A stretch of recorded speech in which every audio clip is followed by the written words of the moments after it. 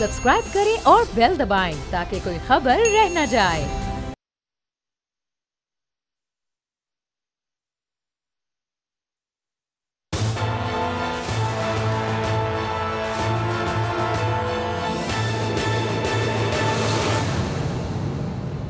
अस्सलाम वालेकुम। प्रोग्राम तज्जिया मैं हूं अलीना इलियास और मेरे साथ मौजूद हैं टेलीफोन लाइन पर समी इब्राहिम साहब और स्टूडियो में मेरे साथ मौजूद हैं एशियन न्यूज़ के ग्रुप एडिटर राना ताहिर साहब और अब से कुछ देर बाद हमारे साथ मौजूद होंगे शाह खावर साहब जो कि कानूनदान हैं और साबिक जज भी रह चुके हैं।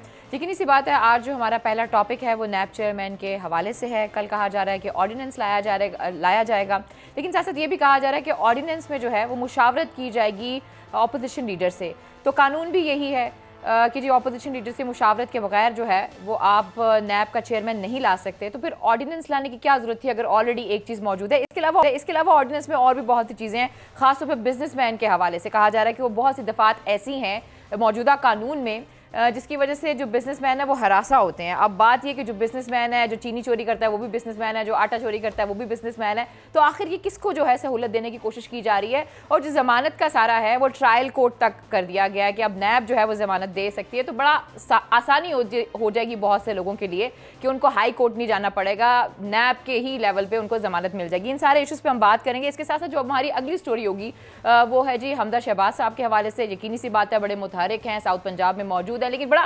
पैगाम दे रहे हैं। वो ये कह रहे हैं कि जी इदारों के साथ हमारा कोई मसला नहीं है, सब जो पॉलिटिकल पार्टीज है उन्हें बैठ जाना चाहिए और मुशावरत करनी चाहिए कि आगे क्या करना है, क्या लाहे अमल होगा। और बलोचिस्तान की जो सिचुएशन है जैसी थी वैसी ही है। जाम कमाल साहब भी बड़े मजबूत हैं और जो दूसरा लड़ा है वो भी बड़ा मजबूत है। दोनों को कोई ना कोई सपोर्ट कि आखिर इसका अंजाम क्या होता है। लेकिन सबसे पहले आगाज़ करूँगी मैं चेयरमैन नैब के हवाले से। समी साहब, अभी हम ये देख रहे थे कि जो फवाद चौधरी साहब हैं वो ये फरमा रहे थे कि जी अपोजिशन लीडर के साथ कोई बातचीत नहीं होगी, लेकिन फिर मैंने ये देखा कि फ़ारूक नसीम साहब कह रहे थे नहीं जी अपोजिशन लीडर के साथ बिल्कुल जो मुशावरत है वो शामिल हमने की है, शेख शामिल की है। और जो बाबर अमान साहब थे वो एक शो में मौजूद थे, वो कह रहे थे कि ख्वाजा आसिफ साहब अपोजिशन लीडर बन जाएँ तो क्या ही बात हो, तो बड़ी आसानी हो जाएगी हमारे लिए। देखिए ये बेसिकली ये जो सारी सिचुएशन है चेयरमैन नैब, ये आज से 2 साल पहले भी पता था कि कब उनका टेन्योर खत्म होना। तो ये एक टोटल फेलियर है हमारे पॉलिटिशियंस का, ये हुकूमत का भी फेलियर है, अपोजिशन का भी फेलियर है कि ये कोई इस पर कंसेंसस नहीं हो सका। अभी ये जो फवाद चौधरी साहब बातें कर रहे हैं या फ़ारूक नसीम साहब, ये बेसिकली इस वक्त पाकिस्तान के अंदर जो ईगो है वो सबसे बड़ा मसला है। एज ए पाकिस्तानी किसी ने नहीं सोचा, हर आदमी अपने आप को बड़ा नेक की माना और दामन किसी का भी साफ नहीं है। अगर खुद ने की किसी ने करप्शन तो उसके इर्द गिर्द जो लोग हैं उन्होंने करप्शन की है और सियासी मसलों की वजह से आंखें बंद की हैं कायदीन ने। अभी ये जो हुकूमत है इसका भी यही हाल है। तो ये जो एक सिचुएशन है अब इसमें ये ऑर्डिनेंस के जरिए मौजूदा चेयरमैन को ये वो देंगे क्योंकि इसके अलावा कुछ चारा नहीं है। इस वक्त जो सिचुएशन आ गई है उसमें अगर आप चेयरमैन नैब का ऑफिस अगर खाली आप छोड़ते हैं तो ये पूरा जो अमल है ये रुक जाएगा। यहाँ पर कोई इन्वेस्टिगेशन नहीं चल सकेगी, कोई इस हवाले से कोई इंक्वायरी जो है नई इनिशिएट नहीं हो सकेगी, कोई रेफर सकेगा। तो ये अब इसको जाहिर है ये अगर पर्सन स्पेसिफिक होगा तो अदालत इसको उड़ा देगी, अदालत इसको नहीं जायज़ करार देगी। तो अब इसमें मुख्तलिफ चीज़ें डाल के, जैसे ये आपने बात की कि फवाद चौधरी साहब ने कहा कि बाकी फ़ारूक नसीम साहब ने कहा बात होगी, तो वो इस तरह की शिक डालेंगे कि अगर कोई नैब केसेस में मुलव्वस हुआ तो उससे मुशावरत नहीं की जाएगी। अब मेरा ख्याल है बाबर अमान साहब का ये कहना कि आप लीडर ऑफ द अपोजिशन तब्दील करें, ये तो एक नहायत ही एक अजीब बात है। बड़े समझदार वो आदमी है, लेकिन किसी पार्टी को ये कहना कि आप लीडर ऑफ द अपोजिशन आप तब्दील करें और फिर उसके बाद हम आपसे बात करेंगे, मेरा ख्याल है ये जो डेमोक्रेसी की जो स्पिरिट है ये उसके खिलाफ है। दूसरी बात यह है कि अगर 3 साल हो गए इस हुकूमत को आए, शहबाज शरीफ साहब पर वो किसी अदालत से वो कन्विक्ट नहीं हुए, लेकिन नवाज शरीफ साहब के हवाले से सुप्रीम कोर्ट ने फैसला कर दिया। वो जो एक बात की जा रही थी कि उन्होंने चीजों को छुपाया, उनके पास उन्होंने 2 नंबरी की, वो तो सुप्रीम कोर्ट में साबित हो गई। लेकिन शहबाज साहब को तो अभी किसी अदालत ने सजा नहीं दी। जब तक कोई किसी अदालत को अदालत सजा नहीं देती तो सिर्फ एक्विजिशन की बुनियाद पर तो आप ये बात नहीं कर सकते कि जी हम इससे बात करेंगे और इससे बात नहीं करेंगे और आप अपना तब्दील करें। फिर उसके बाद इस ऑर्डिनेंस में और क्या होता है एनआरओ, मुझे आप बताएं। आपने सारी रियायत दे दी, अभी आप खुद फरमा रही थी, बिल्कुल सही आपने की हरासा। भाई आप, इसका मतलब ये है कि नैब हरासा कर रहा है। नैब अगर कोई गैर कानूनी काम कर रहा है, उसके कोई इन्वेस्टिगेटर गैर कानूनी काम कर रहे हैं, तो आप उनको चेक करें, बजाय इसके कि आप पूरी की पूरी लॉट। ये महंगाई कोई मैंने और आपने तो नहीं की, ये महंगाई तो उन्हीं लोगों ने की है जो आटा बेचते हैं, जो चीनी बेचते हैं, कपड़ा बेचते हैं, जो सब्जी बेचते हैं, वही बिजनेसमैन। अब अगर आप उनको नैब के प्रिव्यू से निकाल देंगे तो और ये कह के कि जनाब वो हरासा करती है, नैब बाकी हरासा करती है, उसके अंदर गैर कानूनी काम होता है, वो किसी के साथ भी हो सकता है, वो तो पॉलिटिशियन के साथ भी हो सकता है, वो किसी और सेक्शन ऑफ सोसाइटी में भी हो सकता है। तो बजाय इसके कि आप नैब को करेक्ट करें, अगर उसमें कोई गलती खामी है तो ये बिजनेसमैन को निकाल दें। ये बेसिकली सब एक एनआरओज हैं, ये मुनाफिकतें हैं जिसकी वजह से आज पाकिस्तान के लोग सफर कर रहे हैं, जिसकी वजह से आज गुर्बत है, महंगाई है, बेरोजगारी है। इसको ये सारे जो हुक्मरान हैं, ये खुद या इनके साथी कोई ना कोई ऐसा रास्ता ढूंढ लेते हैं जिसमें जो बेईमानी और करप्शन जो लोग करने वाले हैं उनकी जान छूट जाए। तो I think we are going to see the reputation of all that. चलें, शाह खावर साहब हमारे साथ स्टूडियो में मौजूद हैं, समी साहब इनसे पूछ लेते हैं। शाह साहब, ये जो ऑर्डिनेंस लाया जा रहा है, ऑलरेडी एक्ट है जिसमें ये कहा गया है कि जो मुशावरत है वो आपने अपोजिशन लीडर से करनी है, लेकिन ऑर्डिनेंस में आप मुशावरत करने के लिए तैयार हैं। शायद इसका एक रीज़न ये हो सकता है कि इसमें 90 दिन का इनको टाइम भी है, 90 दिन के अंदर मुशावरत करेंगे, 3 महीने मिल जाएंगे और 3 महीने में चीज़ें होती रहेंगी। ज़रा रोशनी डालिएगा इस ऑर्डिनेंस पर। जी बिल्कुल, मैं ये कहता हूँ कि जब ये मौजूदा चेयरमैन हैं, उनकी जब मुद्दत ख़त्म हो रही थी, ये तो प्रोसेस उनको 4-5 महीने पहले शुरू कर देना चाहिए था। जहाँ तक मशावरत का ताल्लुक है, मशावरत तो ज़ाहिर है कि कानून में लिखा हुआ है कि सदर मुमलिकत ने उनको तैनात करना है और उसके लिए वज़ीर आज़म और लीडर ऑफ द अपोजिशन की मानी खेज़ मशावरत ज़रूरी है, तभी ये मुमकिन है। लेकिन एक चीज़ में अभी, चूँकि हमने तो अभी टेक्स्ट देखा नहीं है, अभी ख़बरें ही मिल रही हैं कि उसमें क्या लिखा हुआ है, उसमें शायद इसको भी उन्होंने थोड़ा सा कवर कर लिया है कि अगर लीडर ऑफ द अपोजिशन और प्राइम मिनिस्टर के दरमियान अगर मुशावरत कामयाब नहीं होती और वो किसी नतीजे पे नहीं पहुंच सकते, तो फिर उसके लिए एक पार्लिमानी कमेटी जो है वो इस ऑर्डिनेंस में शायद लेके आ रहे हैं। ऐसे ही सुनने में वो मैं समझता हूँ कि चले किसी हद तक वो बेहतर एक कदम है कि चले, अगर उनके दरमियान अगर मुफाहमत नहीं होती तो फिर एक पार्लिमानी कमेटी जिसमें इक्वल नुमाइंदगी हो उनकी, तो फिर वो ज़्यादा एक ब्रॉडर मेरा ख्याल में एक उनके पास चॉइस होगी। तो जहाँ तक ऑर्डिनेंसेस का ताल्लुक है, देखें जी, ऑर्डिनेंस मैं समझता हूँ कि नहीं लाने चाहिए। ऑर्डिनेंस को अगर आप देखें आर्टिकल 89 ऑफ द कॉन्स्टिट्यूशन में, तो वो ये कहता है कि जब पार्लियामेंट सेशन में ना हो और एक इतनी कोई इमरजेंसी सूरत हाल पैदा हो गई है कि जिसमें इस चीज़ का इंतज़ार नहीं किया जा सकता कि पार्लियामेंट सेशन में हो और हम वहाँ पे कानून साजी करें, तो सदर मुमलिकत जो है वो फिर ऑर्डिनेंस जारी कर सकते हैं। तो देखिए, अगर इस तरह आप सोच समझ के, अब जैसे अब मुख्तलिफ ऑप्शंस पे बात हो रही है, हमें बड़े अरसे से पता है कि एक ऑर्डिनेंस लाया जा रहा है और उसमें उनकी ख्वाहिश ये है कि जो भी मौजूदा चेयरमैन हैं इनको किसी तरीके से हमने एक्सटेंशन देनी है।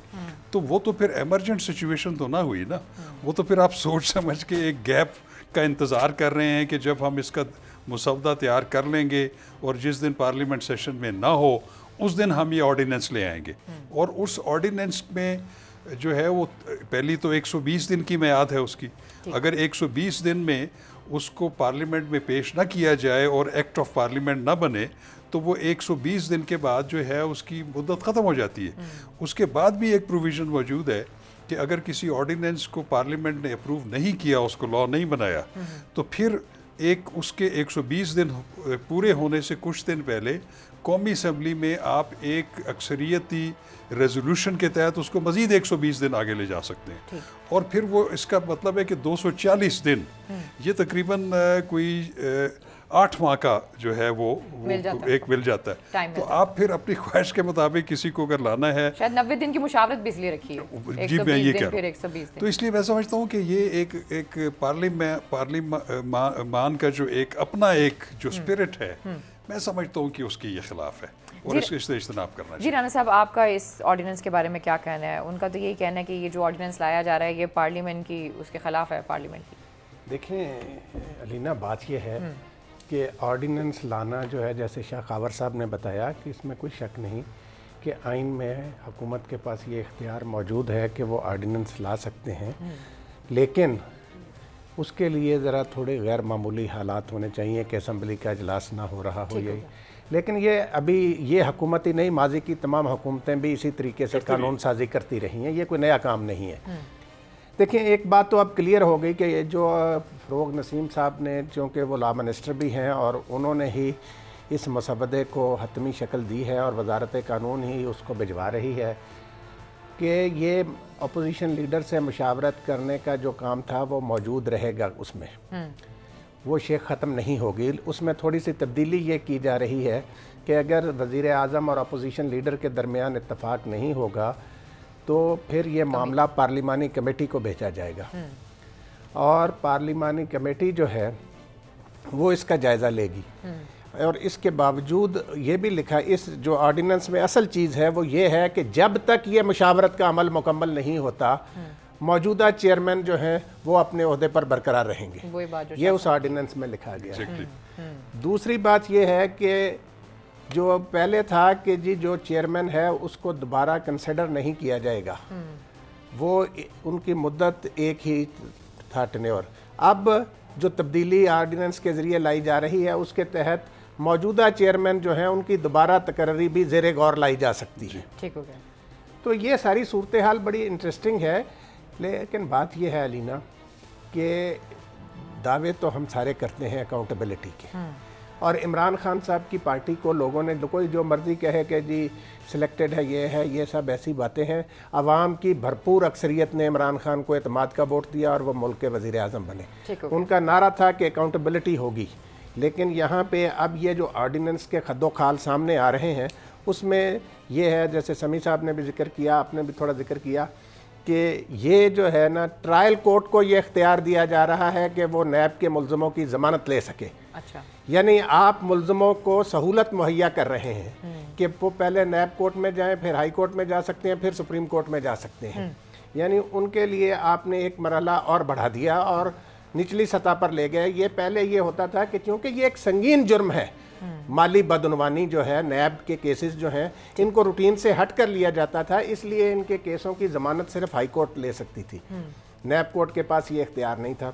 दूसरी बात ये कि बिज़नेस कम्युनिटी को नैब के दायरा इख्तियार से निकालने के लिए ऑर्डिनेंस में तब्दीलियाँ की जा रही हैं। तो उसका क्या है मकसद? इसी तरीके से कुछ ब्यूरोक्रेसी के हवाले से भी तरामीम लाई जा रही हैं। तो रीना बात यह है कि ना इस्लाम इम्तियाजी सलूक की इजाज़त देता है, ना पाकिस्तान का आइन इम्तियाजी सलूक की इजाज़त देता है। कोई बिजनेसमैन है, सरकारी अफसर है या कोई सियासतदान है, जिसने भी कौमी ख़जाने में हेर फेर की है उसकी अकाउंटेबिलिटी होनी चाहिए। अच्छा शाह साहब, मैं आपकी तरफ आऊँगी। ये जो ट्रायल कोर्ट वाली बात की है राना साहब ने कि अब ट्रायल कोर्ट जो है वो नैब अगर ज़मानत देना चाहे तो वो दे सकती है, इसका कोई इम्पैक्ट हो सकता है क्या? किसी को आप सहूलत दे सकते हैं इस तरीके से? क्योंकि आपके सामने है नैब की कारकर्दगी। अगर हम एक्सपर्टीज़ की बात करें, एक्सपर्टीज़ भी नहीं है, नैब कोर्ट्स के हवाले से भी बात की गई थी, उनकी भी सूरत हाल आपके सामने है, तो इसका आप कोई देखते हैं अमल दखल? और जो बात की इन्होंने जो बिजनेसमैन के हवाले से कि अभी समी साहब ये बात कर रहे थे कि बहुत सी दिफात जो हैं नैब कानून में ऐसी हैं जिससे जो बिज़नेस कम्युनिटी वो हरासा होती है, तो जो खुद ही मान रही है गवर्नमेंट, तो इसका क्या मतलब है कि जो बड़े बड़े केसेस हैं जो हम ये देखते हैं जिनके ऊपर कहा जाता है कि जी इनकी अकाउंटेबिलिटी की जाएगी, ये तो आप इनडायरेक्टली क्या बल्कि डायरेक्ट रिलीफ दे रहे हैं। देखिए अलीना, बात ये है कि जब ये लॉ बना था NAO 1999 उसमें ज़मानत का जो है वो गुंजाइश ही नहीं रखी गई थी। अच्छा, वो बल्कि जो ज़मानत की जो होती है प्रोविज़न वो होती है दफ़ा 497 ज़ाब्ता फौजदारी, और दफ़ा 497 और कुछ शिकों को बिल्कुल एक्सप्रेसली लिखा गया था कि ये तो बिल्कुल अप्लाई ही नहीं होंगी। तो इसका मतलब ये है कि किसी को एक दफ़ा गिरफ़्तार कर लिया जाए तो उसकी ज़मानत नहीं हो सकती जब तक केस का फाइनल फैसला नहीं होता। लेकिन उस वक्त आपको ये भी बात देखनी होगी कि NAO में अभी भी ये लिखा हुआ है कि केस का फैसला जो है वो 30 दिन में होना है। तो ज़मानत न देने का जो ताल्लुक डायरेक्ट नेक्सस जो था वो 30 दिन में ट्रायल का था कि किसी को अगर आपने गिरफ्तार कर लिया है उसको आपने 90 दिन तक चले रिमांड में रखा, उसको आपने जिस्मानी रिमांड में रखा, आपने तफ्तीश पूरी की, लेकिन ट्रायल 30 दिन में मुकम्मल होना है। ये आज भी लिखा हुआ है, इसमें कोई तरमीम नहीं हुई भी। तो उसमें एक सेंस बनती थी कि इतने शॉर्ट टाइम के लिए किसी को ज़मानत नहीं दी जाए, ट्रायल के बाद डिसाइड हो कि क्या वो गिल्टी है या नॉन गिल्टी है। एक तो ये चीज़ है। फिर जब ये केस इसकी वायरिस चैलेंज हुई NAO 1999 की, ये खान असफर यार वरीस खान ने, सुप्रीम कोर्ट ने इसके आईनी हैसियत को चैलेंज किया था, जिस पे एक जजमेंट आई थी 2001 में सुप्रीम कोर्ट की। उन्होंने इनकी बहुत सारी शिकों को जो है वो गैर आइनी करार दिया और कुछ के बारे में गवर्नमेंट पे छोड़ा कि उस पर तहफ़्फ़ुज़ात का इजहार किया, और उसमें उन्होंने कहा कि आप इसको चेंज कर दें खुद ही। लेकिन जहाँ तक ज़मानत का ताल्लुक था, उन्होंने फिर वहाँ से सुप्रीम कोर्ट ने रास्ता खोला था। उसमें उन्होंने ये वाजे किया था कि ज़रूरी नहीं है कि हर केस जो है वो बिल्कुल जेन्युइन बुनियादों पे हो। अगर किसी बंदे का केस ऐसा है कि जिसको ज़मानत मिलना ज़रूरी है और वो एक एक्सेप्शनल केस हो, तो फिर चूंकि ये लॉ प्रोवाइड नहीं करता, अकाउंटेबिलिटी कोर्ट को इजाज़त नहीं देता, तो ऐसे मुनासिब केसेस जो हैं वो फिर हाई कोर्ट में आईनी दरख्वास्त की सूरत में आ सकते हैं, जिसमें हम ज़मानत को देख सकते हैं। तो फिर उसके बाद ये एक रूटीन बन गई कि जिसने गिरफ्तार होना है उसने आर्टिकल 199 का आईन पाकिस्तान जो रिट जुरिस्डिक्शन है हाई कोर्ट की, वो इन्वोक करना शुरू की। उन्होंने अगर फैसला दिया तो उसके खिलाफ या तो नैब चली गई सुप्रीम कोर्ट में, या जिस मुलजिम को ज़मानत नहीं मिली वो सुप्रीम कोर्ट में चला गया। तो फिर ये ज़मानत का जो एक पाबंदी थी वो प्रैक्टिकली रिडंडेंट हो गई। वो इख्तियार बजाय इसके कि वो अकाउंटेबिलिटी कोर्ट इख्तियार करती, वो हाई कोर्ट्स और सुप्रीम कोर्ट ने एक्सरसाइज करना शुरू कर दी। तो इस पर एक सुप्रीम कोर्ट की जजमेंट भी है जिसमें उन्होंने कहा था कि चूँकि आपकी ये शिक रिडंडेंट हो चुकी है, मुनासिब केसेस में ज़मानतें भी मिल जाती हैं, लेकिन वो फिर हाई कोर्ट और सुप्रीम कोर्ट को वो इजाफी बोझ उठाना पड़ता है। तो इसकी सिफारिश सुप्रीम कोर्ट की जजमेंट ने भी की थी कि इसमें मुनासिब तरमीम करके जो अकाउंटेबिलिटी कोर्ट है उसको भी इख्तियार दे दिया जाए कि वो ज़मानत जो है कबल अज़ गिरफ्तारी या बाद अज़ गिरफ्तारी मुनासिब केसेस में वो ग्रांट कर सके। एक तो ये बात है। और दूसरा आपका सवाल जो था वो जरा मुझे दोबारा बिजनेसमैन के हवाले से, ब्यूरोक्रेसी के हवाले से कहा जा रहा है मौजूदा जो कानून है उसमें बहुत अब देखें कि इसमें थोड़ा सा बिजनेसमैन भी और ब्यूरोक्रेट जो सिविल सर्विस है वो भी आपने देखा है कि हमारी सुप्रीम कोर्ट की जजमेंट्स में भी बहुत सारी चीज़ों में प्राइम मिनिस्टर ऑफ पाकिस्तान ने खुद भी, हुकूमत ने भी, आपके जो वज़ीर ख़जाना है शौकत तरीन साहब, उन्होंने भी बरबला इस चीज़ का इजहार किया कि जब तक आप बिज़नेस कम्युनिटी को जो इस तलवार, ये जो उनके ऊपर लटकती हुई तलवार है, इसको जब तक नहीं हटाएंगे तो आपका बिजनेस यहाँ पे इन्वेस्टमेंट्स नहीं होंगी। अब मैं आपको, वो अलग बात है कि वो ख़ुद भी उसका शिकार रहे, लेकिन मैं ये कहता हूँ कि एक मुनासिब उसमें तरामीम की ज़रूरत है कि अगर आप हर ब्यूरोक्रेट को, हर सिविल सर्वेंट को उनकी सिर्फ ज़ाब्ते की खिलाफ वर्जियों की वजह से, समी साहब तो कह रहे हैं ना, रो दे रहे हैं ना एक तरह का। नहीं, मैं नहीं समझता। मैं समझता हूँ कि बिल्कुल आप उसको एक्सक्लूड कर नहीं सकते, लेकिन बात यह है कि जो आजकल हो रहा है, जिस तरह के रेफरेंसेस बन रहे हैं, उसमें यह है कि अगर किसी ने अपना इन्फ्लुएंस इस्तेमाल किया है, अपनी ऑफिशियल पोजीशन को उसने ट्रांसग्रेस किया है, लेकिन उसमें माली मुफाहमत नहीं है, तो ये तो सुप्रीम कोर्ट और हाई कोर्ट्स की जजमेंट्स आ चुकी है। लेकिन वहाँ तक पहुँचते पहुँचते अगर एक सिविल सर्वेंट जिसको गिरफ्तार कर लिया जाए और उसको 8 महीने के बाद, 10 महीने के बाद, 2 साल के बाद जमानत मिल जाए इस बुनियाद के ऊपर कि इन्होंने तो कोई माली मुफाहमत ही हासिल नहीं की थी, जिसकी वजह से मिस यूज ऑफ अथॉरिटी का जो केस है वो बनता ही नहीं है। तो इसलिए मैं समझता हूँ कि इन तमाम चीज़ों को बड़ा बगौर देखना चाहिए, और ये उसी सूरत में मुमकिन है कि बजाय इसके कि इसके ऊपर आईनी ये जो तरमीम है ऑर्डिनेंस के ज़रिए लाई जाए, ये हाउस में पेश हो, वहाँ पे स्टैंडिंग कमेटीज़ होती हैं, वहाँ पे इस पे भरपूर सैर हासिल बहस होती है जिसमें अपोजिशन, गवर्नमेंट और दीगर स्टेक होल्डर्स की भी आप इनपुट लेते हैं। तो इन सब चीज़ों को स्ट्रक्चर करना ज़रूरी है। ये भी ना हो कि आप बिल्कुल ही सिविल सर्वेंट्स को निकाल दें कि अगर उन्होंने बदउनवानी की है तो उन पर नैब नहीं होगा, या अगर कोई बिजनेस कम्युनिटी जिन्होंने चीटिंग पब्लिक एट लार्ज की हुई है तो उनको आप बिल्कुल, लेकिन एक स्ट्रक्चर जरूर, ऐसा एक पैरामीटर जरूर कायम होने चाहिए। ठीक हो गया। अच्छा समी साहब, अभी आपने शाह साहब को सुना है, शाह साहब कह रहे थे कि, और इसमें आ भी रहा है ऑर्डिनेंस में, कि 90 दिन की जो उन्होंने कहा कि 90 दिन में मुशावरत होगी, फिर एक ऑर्डिनेंस है, दोबारा एक ऑर्डिनेंस ला सकते हैं। तो इससे जो अपेरेंटली चीज़ें सामने आ रही हैं वो तो यही आ रही हैं कि किसी ना किसी तरीके से मौजूदा चेयरमैन जो हैं वही नैब के चेयरमैन रहे। तो फिर वो जो अपोजिशन की बात आती है नैब न्याजी गठजोड़ वाली, वो तो आप खुद ही ऐसे माहौल बना रहे हैं कि लोग सवाल उठाएं। देखिए, खावर शाह साहब एक बड़े मनंजा मरंज ये शख्सियत हैं और बड़ी खूबसूरत गुफ्तगू करते हैं, और यानी ये एवर ग्रीन टाइप आदमी है, हर बंदा इन्हें पसंद करता है क्योंकि ये बात जो है बहुत अच्छी करते हैं। पाकिस्तान के मसाइल जो है ना वो बड़े मुख्तलिफ हैं। यहाँ पर अगर आप देखें, 2 बड़े सवाल हैं। अपोजिशन की क्या डिमांड है? जरा इसको फैला दें बात को। अपोजिशन की डिमांड ये थी कि नैब कवानीन में आप तब्दीली करें। इमरान खान साहब कहते थे जाने के लिए, जब हमने इनसे कहा कि नैब के ऑर्डिनेंस में कवानीन में तब्दीली करते हैं तो 34 शिकें दे दी, वो पड़ी हैं। ये मुझसे एनआरओ मांगते थे, ये वही शिकें थी जो अब लाई जा रही हैं, जिसमें बिजनेसमैन को हटाया जा रहा है, जिसमें जमानत का इख्तियार नैब ट्रायल कोर्ट्स को दिया जा रहा है, नैब ट्रायल कोर्ट्स को, और फिर ब्यूरोक्रेट्स के हवाले से भी कि ये ना हो वो ना हो। जैसे आपने राणा साहब ने बड़ी अच्छी बात की कि आप जो मुलजम है जिसके ऊपर बदनुमानी, आप उसको एक मजीद चांस दे रहे हैं कि चल तू भाई नैब ट्रायल कोर्ट से भी तेरी जमानत जो है वो हो सकती है। ये सारा मामला, तो वो जो एक स्पिरिट थी जो प्राइम मिनिस्टर हमेशा कहते थे कि मैं कभी इसको नहीं मानूंगा, उन्होंने अब ऑर्डिनेंस वो लेके आ रहे हैं। तो इसका मतलब ये है कि ही सरेंडर्ड एवरीथिंग। फिर एक बात ये थी कि जब तक वो अपना नाम क्लियर न करे हम उसको कुछ नहीं बनाएंगे, और बड़ा ये कहा गया जी कि फलां वज़ीर मुआवजा फलां ये सारे हट गए जिनके नाम थे, अलीम खान भी हट गया, वजारत से इस्तीफा दे दिया, फलां आदमी ने भी दे दिया, और फिर वो अपने नाम क्लियर हुए तो वापस आए। आपने वजीर खजाना एक ऐसे शख्स को बनाया जो नैब ज़दा है, जिसके खिलाफ नैब के मुकदमात हैं, जिसने आके ओपनली ये बात कहना शुरू कर दी कि जनाब ये तो हरासमेंट है, ये तो आप फैला रहे हैं बात को।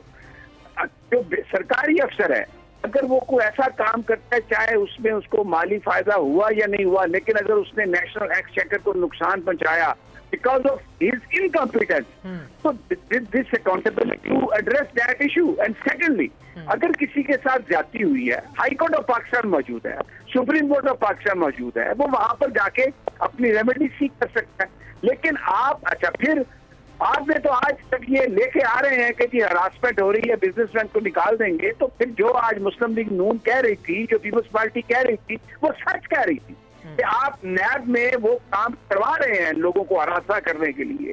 तो अगर बिजनेसमैन हरासा हो सकते हैं, सरकारी मुलाजमीन, तो सियासतदान क्यों नहीं हरासा हो सकते? ये बात इतना बड़ा फेलियर है वजीर आजम साहब की अपनी कि जी वो कमेटी का मैं हेड बनूंगा, पूरी हुकूमत पे नो कॉन्फ्रेंस किया, लेकिन बाद में पता चला कि शायद वो कमेटी किसी और तरीके से अब पीएम इंस्पेक्शन कमीशन के अंदर वो आई है।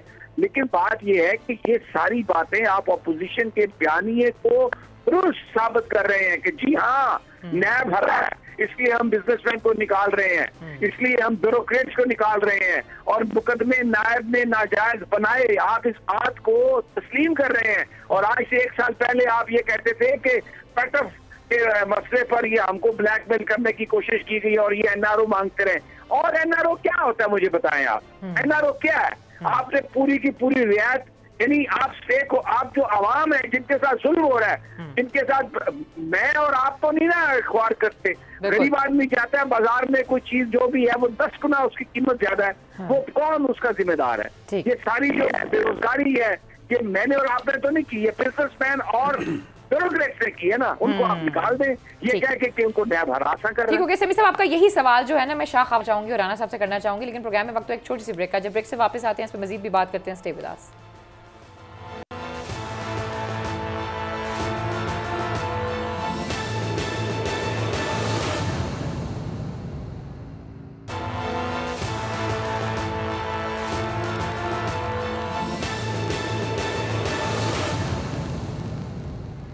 वेलकम बैक नाज़रीन, का फिर आपको खुशामदीद कहते हैं। जी समीर साहब, मैंने तो सवाल करना है एनआरओ के हवाले से, क्योंकि आपका तो यही मानना है कि एनआरओ तो दिया गया है, अगर आप बिजनेसमैन को दे रहे हैं, ब्यूरोक्रेट्स को दे रहे हैं, तो आप एनआरओ ही दे रहे हैं ना, अगर उन्हें रिलीफ दे रहे हैं तो। आप कोई सवाल करना चाहें शाह खाबर साहब से? जी मैं ये सवाल करना चाह रहा हूँ। मेरे तो पहले ये मुझे लगता है ये सरेंडर है कम्प्लीटली। आप अगर ये बात गलत थी तो 3 साल ये क्यों आपने इसकी इजाजत दी? अब 3 साल 3.25 साल के बाद आप क्यों समझ रहे हैं कि हाँ वाकई ज्यादती हुई? और अगर हरासा किए गए तो फिर वो जो माजी के केसेस हैं उनका क्या आप फैसला करेंगे? कि वो तो फिर अगर उनकी बुनियाद पर आप ये कह रहे हैं कि जी हाँ ब्यूरोक्रेट्स भी बड़े खौफजदा हो गए, बिजनेसमैन के साथ ज्यादती हो गई, तो क्या कैसे मुदावा करेंगे आप उसका? नंबर 1। दूसरी बात शाह खाबर, आप क्योंकि मैं तो जरा मुल्क से बाहर हूँ, ये खबरें आ रही हैं इस्तीफा दे दिया, बड़े अपराइट ऑफिसर हैं, वो नैब के डिप्टी चेयरमैन, बड़ी जबरदस्त उन्होंने इन्वेस्टिगेशन भी की, रिपोर्ट्स भी बनाई। आपके पास क्या इत्तलात है कि ये सब क्या है? क्या इसका मौजूदा सूरत हाल से कोई ताल्लुक है? देखिए, जहाँ तक डिप्टी चेयरमैन की हुसैन असगर साहब का ताल्लुक है, उसके बारे में तो ऐसा सच कोई बात सामने आई नहीं कि उन्होंने क्यों बेवक्त जो है वो उन्होंने इस्तीफ़ा दे दिया। लेकिन एक बात ज़रूर है हुसैन असगर साहब के बारे में, उनकी जो शोहरत है बतौर एक पुलिस ऑफिसर के भी और उसके अलावा भी, आपको याद होगा कि उन्होंने बहुत इम्पॉर्टेंट किस्म के जो स्कैम्स थे, जिसमें ग़ालिबन हज स्कैंडल भी था और एक तो और बड़े इम्पॉर्टेंट किस्म के स्कैम्स थे, जिसमें सुप्रीम कोर्ट ऑफ पाकिस्तान ने इनकी अच्छी शोहरत की वजह से जो इन्वेस्टिगेशन टीम्स बनाई या उसका इनको सरबराह बनाए रखा और इन्होंने बड़ी अच्छी परफॉर्मेंस दी। और उसकी वजह से उनको जो बतौर, जब वो सिविल सर्वेंट भी थे और पुलिस में भी थे, तो उनको विक्टिमाइज़ भी किया गया, उनकी बड़ी अब्रप्ट पोस्टिंग ट्रांसफ़र्स की गई।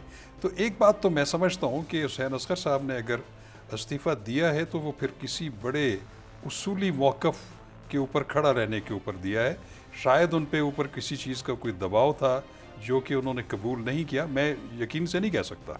लेकिन चूँकि मैं उनको ज़ाती तौर पे जानता हूँ और उनका पिछला रिकॉर्ड मेरे सामने है, चूँकि जब ये जिन जिन केसेस की इंक्वायरीज़ कर रहे थे उस वक्त मैं ख़ुद भी एडिशनल अटॉर्नी जनरल था सुप्रीम कोर्ट में, मैं भी पेश होता था, तो उसके पीछे कोई बैकग्राउंड ज़रूर एक्स्ट्रा ऑर्डनरी होगी कि जिसमें उन्होंने मुनासिब समझा कि मैं ये इस ओहदे से पे ज़्यादा जो है वो बराजमान ना रहूँ। दूसरी जो आप अभी बात कर रहे थे राणा साहब, जी जी जी मैं एक और बात शाह साहब, देखिए जो मौजूदा चेयरमैन नैब हैं जस्टिस जावेद इकबाल, इनकी भी जो शोहरत है वो बड़ी ज़बरदस्त है। इन्होंने भी कोई प्रेशर नहीं ली है, मतलब गलतियाँ ज़रूर हो सकती हैं लेकिन बदनीयती की बुनियाद पर ऐसा नहीं लग रहा कि इन्होंने कोई काम किया। और शायद यही वजह है कि इनका नाम लिया जा रहा है कि जब तक कोई नया चेयरमैन नहीं आता तो ये काम करते रहें।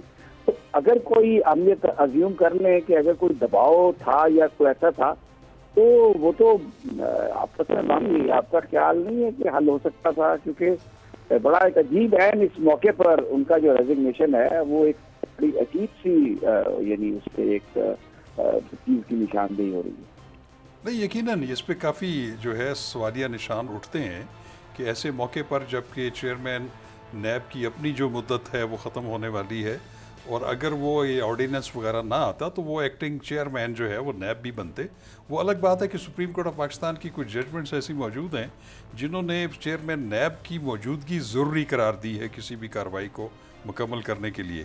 और जो डिप्टी चेयरमैन जब एज ए एक्टिंग चेयरमैन काम करते हैं तो वो एक स्टॉप गैप अरेंजमेंट के तौर पे डे टू डे बिजनेसेस कर सकते हैं, कोई मेजर फैसला नहीं कर सकते। लेकिन मैं समझता हूँ कि उनके पिछले रिकॉर्ड को देखते हुए मेरा तो ये ख्याल है कि वो किसी बड़ी उसूली किसी मौक़िफ़ की वजह से उन्होंने इस ओहदे से इस्तीफ़ा दिया होगा। जी राना साहब, आपका भी इस पे क्या कहेंगे? इसी लीना शाह खावर साहब ने जैसे कहा ना, ये बिल्कुल दुरुस्त बात है कि हुसैन असगर की शोहरत बहुत अच्छी है। वो जहाँ जहाँ भी तैनात रहे उन्होंने बड़ी ईमानदारी और दयानतदारी से अपने फ़राइज़ अंजाम दिया और इसी वजह से वो उस वक्त के हुक्मरानों को काबिल कबूल नहीं होते थे क्योंकि वो उनके नाजायज़ काम करने पर तैयार नहीं होते थे। अब इस मौके पर हुसैन असगर के इस्तीफ़े से कुछ सवालात ज़रूर उठेंगे कि आखिर क्या वजह हुई है कि वो, देखें उसके एक बात तो जो शाह खावर साहब ने इशारा किया, ये भी हो सकता है कि किसी किस्म का कोई उन पर दबाव आया हो तो उन्होंने मुनासिब समझा हो कि मैं इस्तीफ़ा दे दूँ।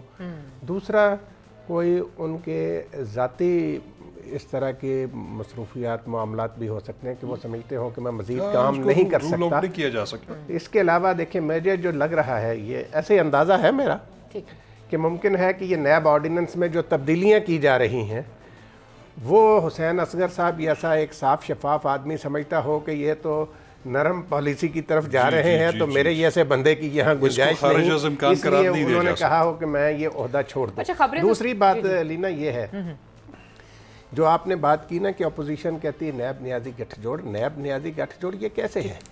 ये देखिए मौजूदा चेयरमैन नैब जो है इनकी तकर्री में इमरान खान साहब का कोई दखल नहीं था। इनकी तकर्री मुस्लिम लीग नून और पीपल्स पार्टी की क़ियादत ने बाहमी मुशावरत से की थी। अब अगर वो इनके कहने के मुताबिक नहीं चले, इनकी तवक्कुआत पर पूरा नहीं उतरे, तो उसमें इमरान खान को आप कैसे कह सकते हैं कि जी इमरान खान तो उनको नहीं लाए थे, वो तो अब कानून साजी हो रही है। और ये जैसे मैंने पहले अर्ज किया, कोई गैर मामूली बात नहीं है पाकिस्तान में ऑर्डिनेंस आना। ठीक हो गया। अच्छा समी साहब, जो खबरें आ रही है ना हुसैन असगर साहब के बारे में, वो कुछ इस तरह की भी खबरें आ रही हैं कि पिछले 3 महीने से उन पर बहुत ज़्यादा प्रेशर था और उनको ये कहा जा रहा था कि जी आप जो है ना, आपके खिलाफ कुछ केसेस जो हैं वो बन सकते हैं, क्योंकि वो बहुत सी अहम चीज़ों पे इंक्वायरीज कर रहे थे। कुछ इस तरह की भी खबरें आ रही हैं समी साहब इस हवाले से?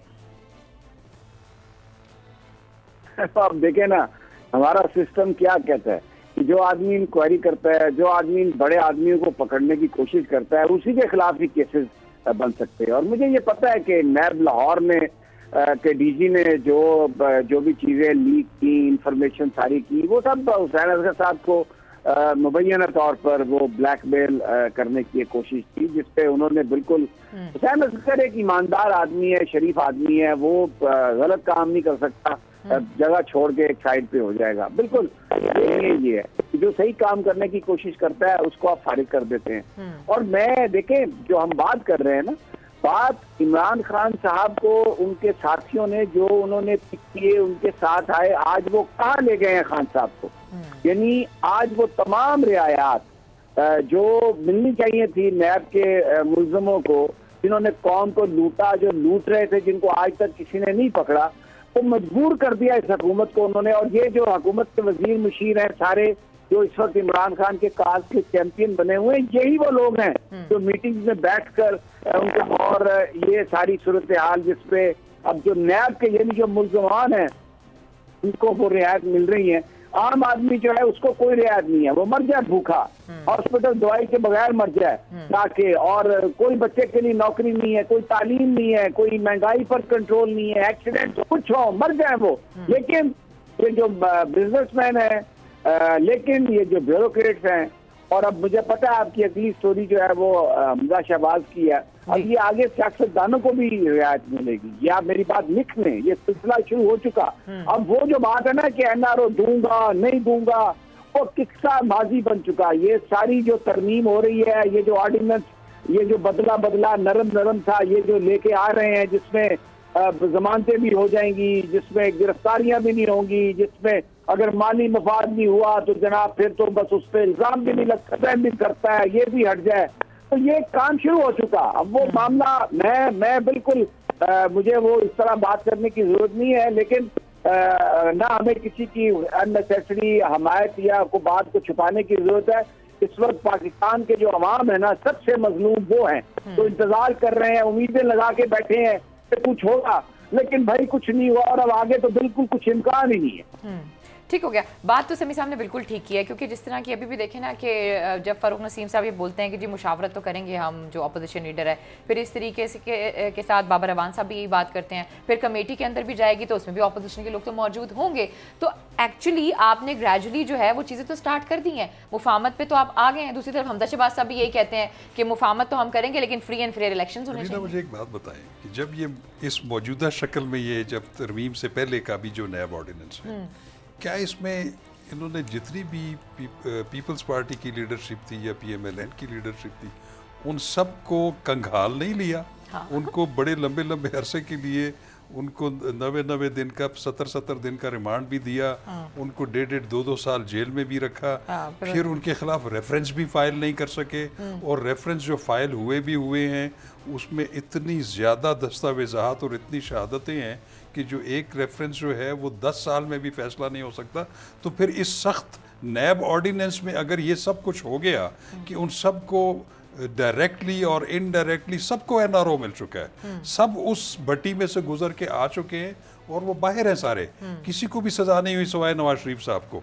तो मैं ये कह रहा हूँ कि अगर इस सख्त कानून के बाद भी अगर फैसले जो है बड़े बड़े रेफरेंसेस के नहीं हुए, जो जिनके खिलाफ इल्ज़ामात थे कि उन्होंने मुल्क को लूटा है, उन्होंने मुल्क की दौलत बाहर रखी हुई है, वो तो सारे जमानतें सुप्रीम कोर्ट तक, हाई कोर्ट से तो लेके बाहर आ चुके हैं। कर रहे थे कि बेसिकली तो कोई कवानीन का जो चल रहा है, सब ब्रेक लेनी है। अगर आप मुझे इजाजत दें, मैं चाहूंगी कि आप मैं वापस आऊँ तो अपनी बात कंप्लीट कीजिएगा, लेकिन प्रोग्राम में वक्त तो एक छोटी सी ब्रेक का, जब ब्रेक से वापस आते हैं इसमें मजीद बात करते हैं। Stay with us.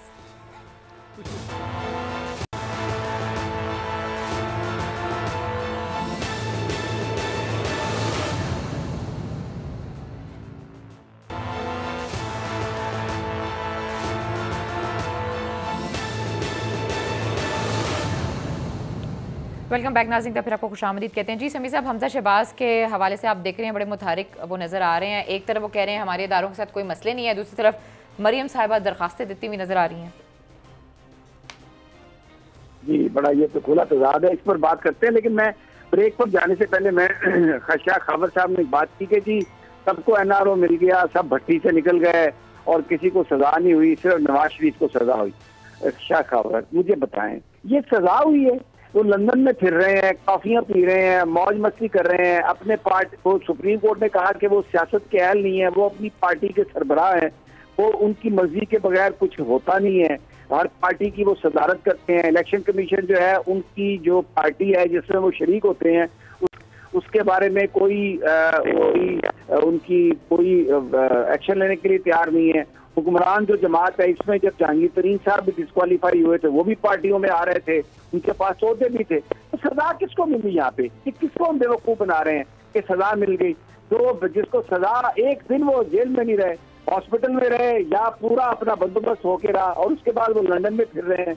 तो ये कहना ये कि अकेले नवाज शरीफ को सजा हुई, मुझे तो समझ नहीं आती। तो ऐसी सजा तो पूरे पाकिस्तान को मिल जाए, सारे लंदन और न्यूयॉर्क चले जाए, सड़कें गलियां फिरे, वहाँ पे मौज मस्तियां करें, इससे तो खूबसूरत सजा ही नहीं हो सकती जनाब, नंबर 1। और दूसरा जो आप कमेंट कर सकें कि अब इनको क्या मिलेगा? क्या ये जो मुकदमा है उसमें जो इन्होंने वो ISI के सरबराह के खिलाफ जो दरखास्त दी है एन उस मौके पर जिस वक्त पूरी दुनिया हमारी एजेंसियों को निशाना बना रही है, तो ये किसके लिए काम कर रहे हैं? और क्या कानूनी तौर पर तो इनके पास इसका एविडेंस है, रिलीफ मिल सकता है अदालत में? ये बात करके तो इन्होंने एक वार किया पाकिस्तान की इंटेलिजेंस एजेंसी पर, और फिर हमजा कुछ कह रहे हैं और ये कुछ कह रही हैं, तो क्या what do you make out of it?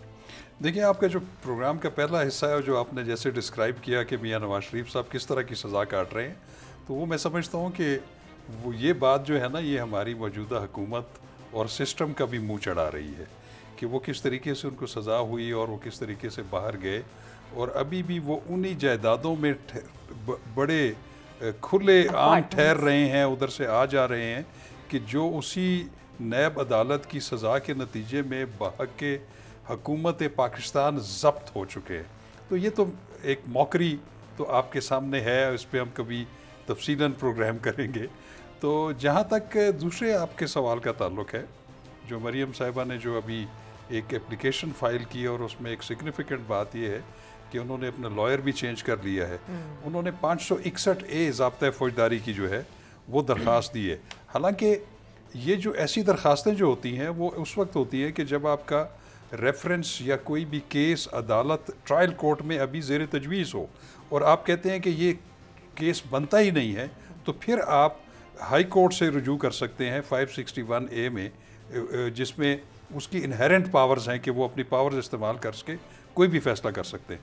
तो ये जबकि उनकी अपील जो है वो ऑलरेडी ज़ेर तजवीज़ है इस्लामाबाद हाई कोर्ट में, और उसके बाद इस तरह की एप्लीकेशन देना, मेरा ख्याल ये है कि अल्टीमेटली चूँकि इस पे ऑब्जेक्शन भी लग गया है कि आप ये दरख्वास्त नहीं दे सकते, तो फाइनली ये इस बात पे बात आ जाएगी कि आप ये जो आपने मारूज़ात पेश की हैं इस दरख्वास्त में, इसको बतौर एडिशनल ग्राउंड्स आपकी अपील का हिस्सा बना देते हैं। अब ये बड़ी स्मार्ट मूव है, मैं आपको समी बताऊँ, इस स्टेज के ऊपर इस तरह की बातें जो आपने बताया कि जो उसके मंदरजात हैं और जिन जिन का हवाला दे रहे हैं, उसमें वो साबित ये करना चाहेंगे। मोहतरमा बेनज़ीर भुट्टो का केस जो है ये 2001 में जब था, जब उनको SGS कोटेकना केस में एहतसाब जो बेंच था उस वक्त, उन्होंने 7 साल की सज़ा दी थी आसिफ जरदारी साहब को भी, मोहतरमा को भी। उसके बाद एक टेप्स आई थी जिसमें 2 मुअज़्ज़ज़ उस वक्त के जज साहिबान की गुफ्तगू, सेनेटर सैफुर रहमान जो उस वक्त एहतसाब ब्यूरो के चेयरमैन थे, उनके साथ गुफ्तगू आई थी, जिसमें वो उनको डिक्टेट कर रहे थे कि आपने फुल डोज देनी है मोहतरमा बेनज़ीर भुट्टो को और आसिफ अली जरदारी साहब को। और वो टेप्स इतनी ज़्यादा उस वक्त तो वायरल नहीं हो सकती थी, लेकिन उसकी कॉपियाँ निकली कि जब उन्होंने SGS कोटेकना की सुप्रीम कोर्ट में अपील की तो उसको भी रिकॉर्ड का हिस्सा बनाया, और उसके नतीजे में सुप्रीम कोर्ट ऑफ पाकिस्तान ने ये होल्ड किया कि ये अगर टेप्स हमारे सामने न भी रखी जाएं तो जो बेंच का रवैया था वो इतना जानिबदाराना था उसमें बायस जो है इसे उमंड के बाहर नज़र आ रहा है, तो लिहाजा हम उस जजमेंट को सेट असाइड करते हैं, मनसूख करते हैं और केस रिमांड करते हैं कि इनको फ्रेश ट्रायल हो। ये जो इन्होंने मूव किया इसको आप मामूली मूव न समझें। उन्होंने जिन वाक़यात को कोट किया है और ख़ास तौर पे अरशद मलिक साहब का जो रिकॉर्डिंग सामने आई थी, उनकी जो बातें सामने आई थी कि मैंने दबाव के नतीजे में ये फ़ैसला दिया है, ये बेनिफिट उठाना चाहते हैं जिसकी एक नज़ीर ऑलरेडी मौजूद है बेनज़ीर भुट्टो केस में 2001 सुप्रीम कोर्ट PLD में। तो ये कोई आप इसको मामूली ना समझें। वो ये साबित करने की कोशिश करेंगे कि इनका जो ट्रायल हुआ है मियां नवाज शरीफ के अगेंस्ट, मरियम साहबा के अगेंस्ट और कैप्टन सफदर के अगेंस्ट, वो जानिबदाराना था, वो बायस का नतीजा था, इसलिए उन्होंने ये दरख्वास्त दी है। इसको आप मामूली ना समझें। अच्छा समी साहब, वक्त बहुत कम है, अगर आप कमेंट करना चाहें तो कर लें। लियाकत शहवानी साहब भी हमारे साथ मौजूद हैं। बलूचिस्तान की जो सूरत हाल है वो हमारे सामने ही है। लियाकत शहवानी साहब को लें, लियाकत जी समी साहब हैं साथ, आप कर लें सवाल। जी सवाल करें समी साहब। जी लियाकत साहब, बताया सूरत हाल है, ये जाम कमाल साहब ठहर रहे हैं, जा रहे हैं, आपकी पार्टी की क्या सूरत हाल है?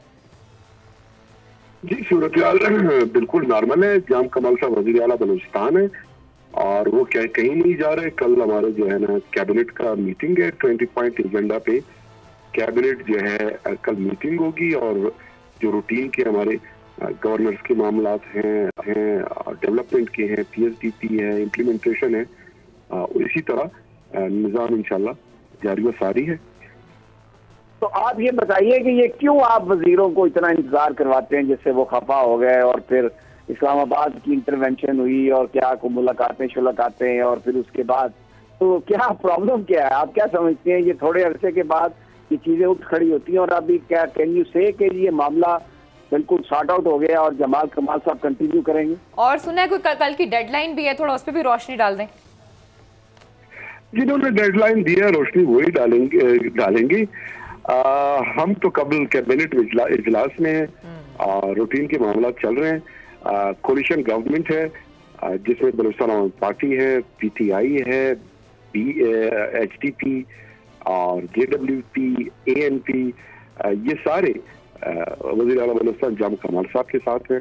फर्म कमिटमेंट है उनका कि वज़ीर आला साहब का जो 3 साल जो विजन साथ लेकर चले हैं, बलूचिस्तान को तरक्की की शारा पे गामजन किया है, ये विजन और CM साहब हमारे रुफका, हमारे दोस्त एग्रीव्ड है, उनको मनाने की हम भरपूर कोशिश कर रहे हैं और मजीद भी कोशिश जारी व सारी है। इंशाल्लाह we are very much hopeful अपने दोस्तों को मनाने में कामयाब हो जाएंगे।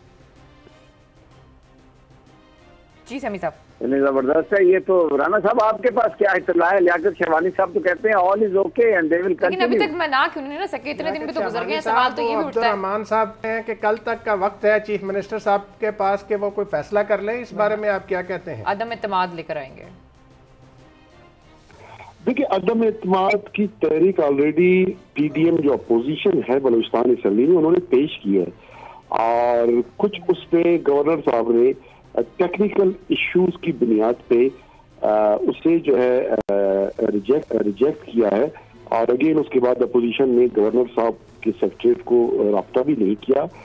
वो जो तहरीक है वो अपोजिशन की है और अपोजिशन की तादाद कुल मिला के 24 है और अदम इत्तेमाद तहरीक की कामयाबी के लिए उनको 33 रिक्वायर्ड है जो अपोजिशन के पास नहीं है। तो उसने कहा कि अदम इत्तेमाद की जो मौजूदा तहरीक है उसको सपोर्ट करेंगे और सपोर्ट कर भी कैसे सकते हैं कि बलूचिस्तान आवाम पार्टी के सरबराह इस वक्त चीफ ऑर्गेनाइजर जान मोहम्मद जमाली साहब हैं। क्या वो इस बात की इजाजत देंगे कि उन्हीं की जमात के वजीर आला के अगेंस्ट उन्हीं की जमात के MPs तहरीक अदम इत्तेमाद को कामयाब बनाएं? पाकिस्तान तहरीक इंसाफ क्या PDM के अदम इत्तेमाद का हिस्सा बनेगा? अवामी नेशनल पार्टी क्या बनेगा? तो जाहिर है कि अपोजिशन की जो तहरीक अदम इत्तेमाद है, अपोजिशन खुद अपने वोट उसमें पूरे कर ले, बड़ी बात है। तो मुझे कथन नहीं लगता कि हमारे अपनी जमात के चीफ मिनिस्टर के खिलाफ अपोजिशन को सपोर्ट करेंगे। जी समी साहब, कोई सवाल करना चाहें आप? नहीं, शहवानी साहब बड़े जबरदस्त तर्जुमान हैं और इन्होंने माशाल्लाह बड़ा अच्छे अंदाज में डिफेंड किया। वाला शहवानी साहब, हम चाय खाना में आपकी चाय को मिस करते हैं इस्लामाबाद में, but still we want you कि आप वहीं पर काम करते रहें और आप तर्जुमान रहें और अच्छी जिंदगी को जो है ना वो और सूबे की खिदमत करते रहें। That is wonderful. लेकिन शाह खावर तर्जुमान का तो यही काम है, अब हकायक भले कुछ भी हो। 1 मिनट है। देखिए बात ये है कि हमारे मुल्क की सियासत जो है वो इस तरह की ट्रिकी है कि वो बिल्कुल, मैं समझता हूँ कि ऑप्टिमिस्टिक अगर है तो वो ठीक है, क्योंकि कुछ चंद ही लम्हों में कुछ भी हो सकता है और बहुत सारी जो चीज़ें हैं वो तब्दील भी हो सकती हैं। इसलिए मैं समझता हूँ कि उनको उम्मीद वाबस्ता रखनी चाहिए, उम्मीद से रहना चलें जी, ठीक है, आज के प्रोग्राम खत्म हो गया। लेकिन देखिए जी, इतने दिन हो गए बातचीत करते हुए, मुज़ाकरात करते हुए, अगर अभी तक मसला हल नहीं हुआ तो इसका मतलब है बात कुछ बड़ी है और दोनों पार्टीज जो है वो अच्छी खासी तगड़ी हैं। लेट्स सी कौन स्टे करता है कौन स्टे नहीं करता है। लेकिन आज के प्रोग्राम से हम सबको इजाज़त दीजिए, अपना बहुत ख्याल रखिए, अल्लाह के बाद।